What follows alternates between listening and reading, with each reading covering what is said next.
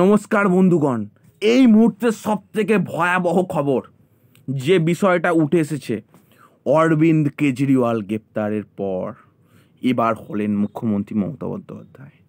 এই যে বক্তব্য ভয়ানক কিছু হতে চলেছে তোমরা জানো না, বা হয়ে গেছে অলরেডি, তোমরা কিন্তু জানো না। প্রত্যেকটা ভেতরে হচ্ছে। তো প্রথমত একটা কথা বলি, শোনো, যে সমস্ত দর্শকবৃন্দরা আমাদের ভিডিওটা দেখছো তাই একটা কথা বলি। প্রথমত, আমাদের কোনো রাজনৈতিক দলকে আমরা সাপোর্ট করি না এবং কোনো রাজনৈতিক দলকে সম্পর্কে ডাইরেক্টলি কোনো কথা বলি না। প্রত্যেকটি বিষয়ে তারা ভালো কাজ এবং খারাপ কাজ, প্রত্যেকটি বিষয় আমাদের শুধু তুলে ধরা, এটা আমাদের কর্তব্য। সেই বিষয়ে আমরা তোমার সামনে শুধু এই বিষয়গুলো তুলে ধরি যে হ্যাঁ, এই কাজটা করেছে, এই কাজটা হচ্ছে, এই কাজটা হতে চলেছে, এই কাজটা হবে, সেই সমস্ত প্রত্যেকটা বিষয়গুলো তোমার সামনে উপস্থাপন করা, এটা আমাদের কাজ। কোনো রাজনৈতিক দলকে সাপোর্ট করা বা কোনো রাজনৈতিক দলকে সম্পর্কে নিয়ে বলা, সেটা আমাদের কোনো উদ্দেশ্য নয়। প্রথমে আমরা অনলি ফর এডুকেশন পারপাস। চলো শুরু করা যাক ভিডিওটা। প্রথমত, এইবার হলেন মুখ্যমন্ত্রী মমতা বন্দ্যোপাধ্যায়। এই কথাটা তোমাদের ফার্স্টে তোমাকে কিছু ক্লিয়ার করে দিই। আজকে কেন এই বিষয়টা থাম্বনেলের মধ্যে লেখা হয়েছে, অরবিন্দ কেজরিওয়াল গ্রেপ্তারের পর। মানে অরবিন্দ কেজরিওয়াল কে ছিলেন? এটা নন বিজেপি নেতা, অবশ্যই, যেটা আমরা আম আদমি পার্টি বলি, সেই আম আদমি পার্টির একজন মুখপাত্র, এবং তিনি কিন্তু এখানে প্রধানমন্ত্রী মুখ্যমন্ত্রী ছিলেন দিল্লি। তো তেনাকে কোন কেসে জড়িত হয়েছে না, আবগারি যে মদ যে ব্যবসা হয়, ঠিক আছে, যেটা বেসরকারিভাবে যে মদ ব্যবসাটা হয়, হ্যাঁ, তো সেই মানে বেসরকারিভাবে মদ ব্যবসা এবং মদের তিনি বেআইনি কিন্তু মদ ব্যবসার কারণে কিন্তু তাকে গ্রেপ্তার করা হয়েছে। দেখুন, এতদিন কিন্তু তাকে কোনো গ্রেপ্তার করা হয়নি, করা হলো কখন? লোকসভা ইলেকশন ঘোষণা। আরো একটা গুরুত্বপূর্ণ বিষয়, সে একজন আর ইডিরা, মানে মেনলি ইডি বা এই সমস্ত বিষয়, মানে সেন্ট্রালের কোনো রাজনৈতিক দলকে তাকে ধরছে না, শুধুমাত্র নন বিজেপি যারা আছে তাদের কাছে ধরছে। তার মানে এখান থেকে কিন্তু আমরা এটুকু বুঝতে পারি যে সবকিছু কিন্তু একটা পাল চালানোর মাধ্যমে চলছে, মানে হচ্ছে একটা চাল চলছে সব জায়গায়। এবং এইখানে তৃণমূল নেতৃত্ব তারা বলছেন, কিন্তু সম্পূর্ণ তারা বলছেন, মানে এই বিষয়টা আমরা সম্পূর্ণ উপস্থাপন করছি এই বিষয় নিয়ে, যে তৃণমূল নেতৃত্বরা বলছে যে সম্পূর্ণ মানে যে কেন্দ্রে যে আছে, সেই কেন্দ্রে সম্পূর্ণ প্রত্যেকটি ইডিকে ছেড়ে দিচ্ছে এবং শুধু তাদের না ধরে, মানে তাদের বিষয়ে কোনো কিছু না বলে, এই সামনে লোকসভা ভোট আসছে, এই লোকসভা ভোটে কি করা যাচ্ছে যে আমাদের যাতে তারা যাতে ভালো প্রচার করতে পারে, বিজেপি যাতে প্রত্যেকটা ভালোভাবে প্রচার করতে পারে, সেই জন্য হচ্ছে বলছে মমতা বন্দ্যোপাধ্যায় যে সমস্ত পার্টির যে সমস্ত নেতৃত্বরা বলছে যে তাতে কি করা হচ্ছে, যে নন বিজেপি যারা আছে তাদের সাইড করে দেওয়া হচ্ছে। সাইড করে যাচ্ছে মানে তারা বিভিন্ন কেসে ফাঁসিয়ে দেওয়া হচ্ছে, না এই কেস মানে ছোটখাটো কেসের মধ্যে ফাঁসিয়ে দেওয়া হচ্ছে, যাতে তারা ওই সুন্দরভাবে তার প্রচার কার্যটা না চালাতে পারে এবং সেই সময় যাতে বিজেপিটা খুব সুন্দরভাবে সেই কাজটাকে। এবার আমি একটু বলি। হ্যাঁ, অবশ্যই।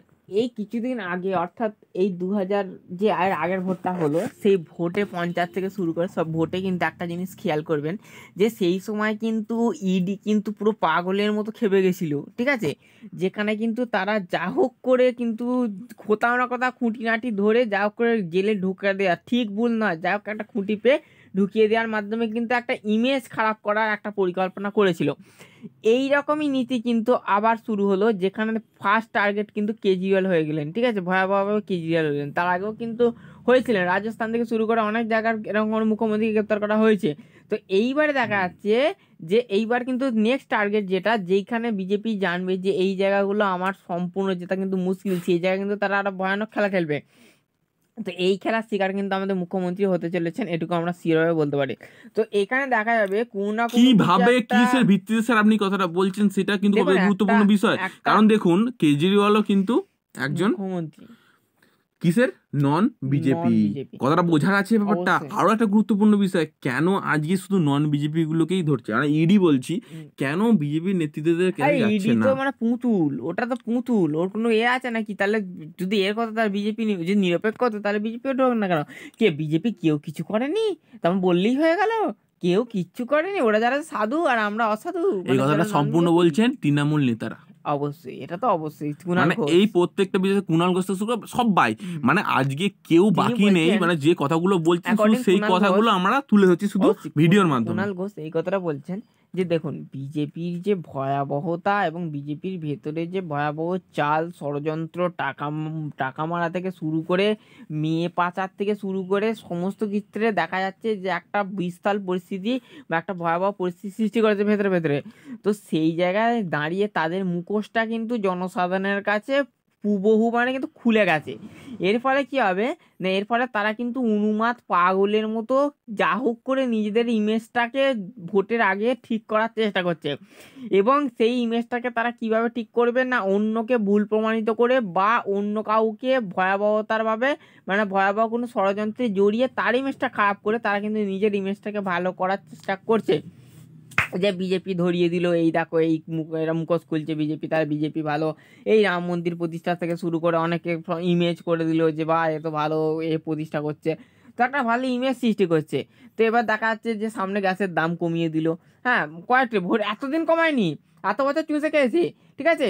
দেখা যাচ্ছে করোনা ভ্যাকসিনের সময় দেখা যাচ্ছে তেলের দাম হু হু করে বেড়ে গেছিলো, আর সেই দামটা এত বাড়িয়েছে, তারপর কি হলো 5-10 টাকা কমিয়ে দিলে, ধীরে ধীরে কমিয়ে অথচ বেড়েই গেল, বাড়িয়ে কমালো, মানে বেড়েই রইলো কিন্তু তারপর আরো বাড়িয়ে একটু কমিয়ে দিল। তার মানে কেমন মাথাটা কাটলো, ওই দামটা আর নামালো না, আর লাভ না, এতদিন ওই দামে কোনো ফারাক পড়েনি, হঠাৎ করে সেই দাম কিন্তু বেড়ে গেল বা সেই দামে কিন্তু কাজ চলতে শুরু করলো।